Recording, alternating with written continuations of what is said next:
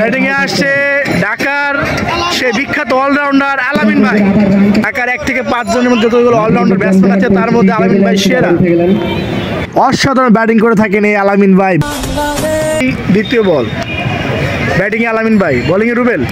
What a six! ও what a six! ঢাকার আলামিন ভাইয়ের ব্যাট থেকে অসাধারণ ছক্কার মার। অভিজ্ঞ প্লেয়ার, সিনিয়র প্লেয়ার। ব্যাটিং এ ঢাকার আলামিন ভাই, বোলিং এ নারায়ণগঞ্জের মুস্তাক। দেখা যাক কি হয়। প্রথম বল, হোয়াট এ সিক্স! বল মাঠের থেকে অনেক দূরে, অনেক দূরে। What a six! দ্বিতীয় বল, হোয়াট এ সিক্স! আলামিন ভাইকে, আলামিন ভাই জ্বলে উঠেছে। ও